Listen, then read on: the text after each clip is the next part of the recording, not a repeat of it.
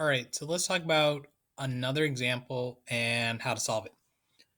So still the same prompt. Find the points of inflection, discuss the concavity. So first things first, we need to get the second derivative. This one's just sine and cosine, so I'm going to leave it like that. So f prime of x, the derivative of sine is cosine, so it'd be 2 cosine of x, plus the derivative of cosine is a negative sine, so negative sine of 2x, but it's a chain rule, so the derivative of the inner function, that 2x, is just 2.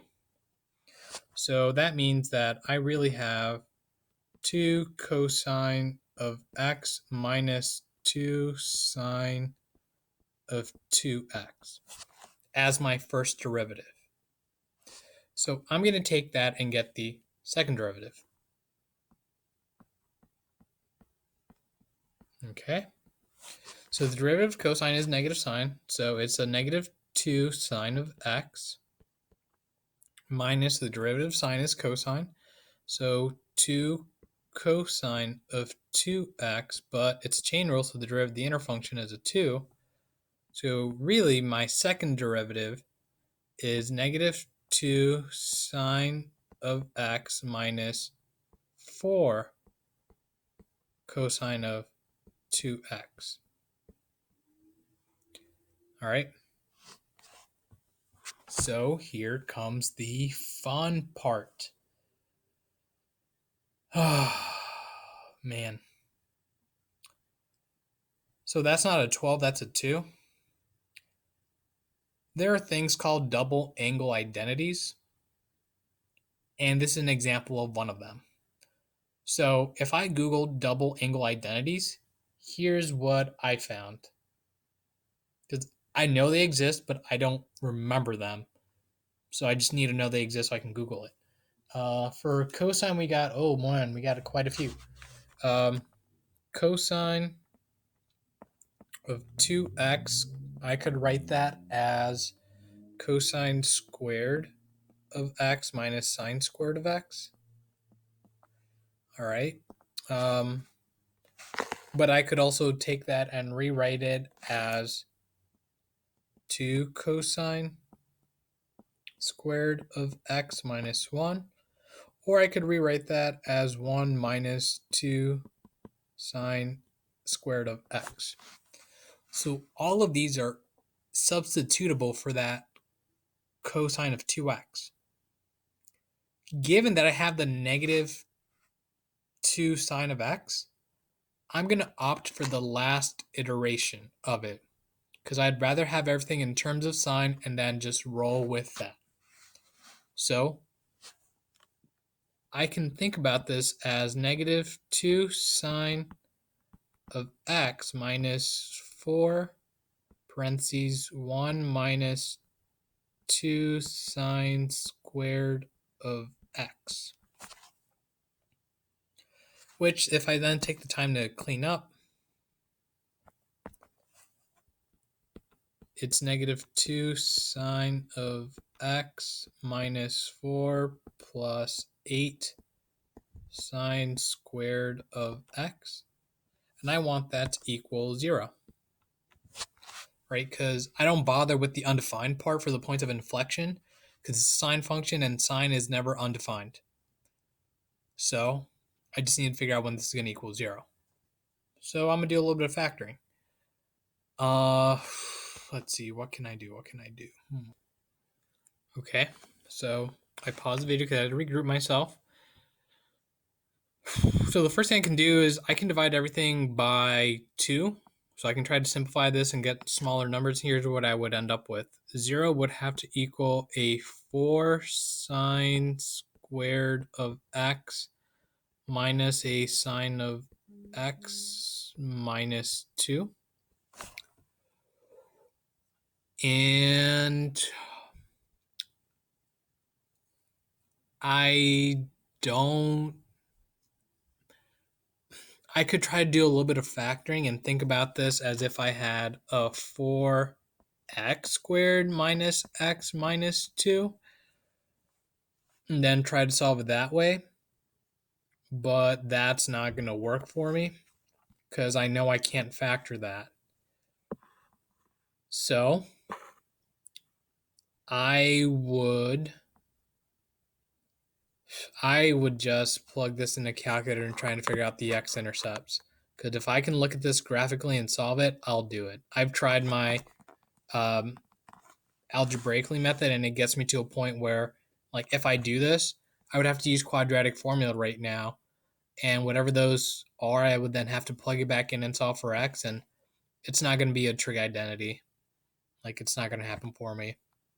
And that's okay. I accept it. So if you go to Desmos and type in this part right here into like a y equals, so replace that with a y, and then type in, oh, I actually wanted to equal 0. So then once you have that graph, just look for x-intercepts. And because this is a trig function, sinusoidal, this will keep happening forever and ever. So let's say we're just going to look for solution between 0 and 2 pi. Okay, so I'm going to pause the video, go to Desmos, type that in, find the x-intercepts, and come back with some solutions. And this is what I have. Obviously, this is a very messy problem. Do I regret doing this? Yeah, a little bit. But it's fine. So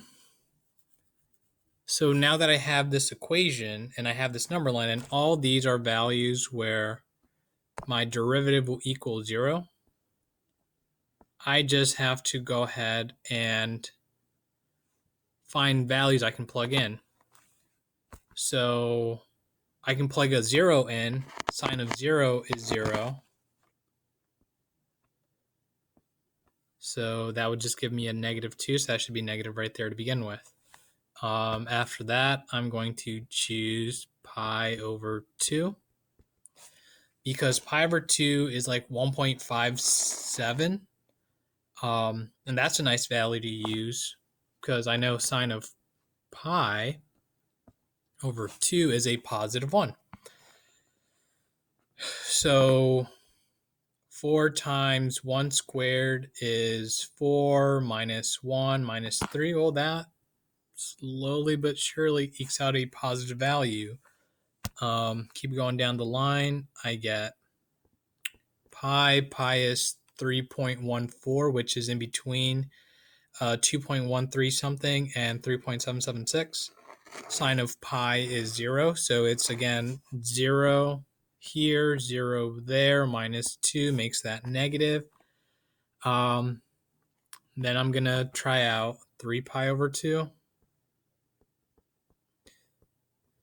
If pi over 2, 1 pi over 2 was 1.57, if I tripled that, I should get like 4.5-ish, 4.71-ish, which is in between that range, so I can use that. Sine of that would be a -1. So 4 times a -1 squared would be a positive 4. Minus a -1 makes that positive. So 4 plus 1 is 5, minus 2 is a positive 3. So that's positive. And 2 pi is coterminal with 0. So whatever works for 0 should work the same for 2 pi.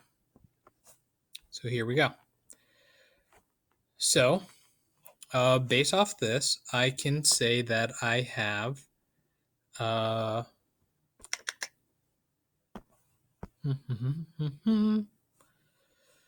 from 0 to 1.003, or from 2.135 to 3.776, or from 5.648 to 2 pi, f of x is concave up. And from 1.003 to 2.1355 or from 3.776 all the way to 5.648, f of x is concave down.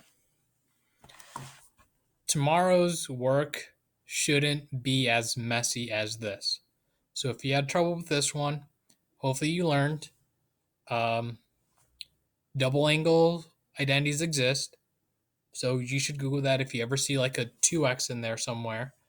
And you can use Desmos to help you find some of your points of inflection once you have your second derivative. Good luck.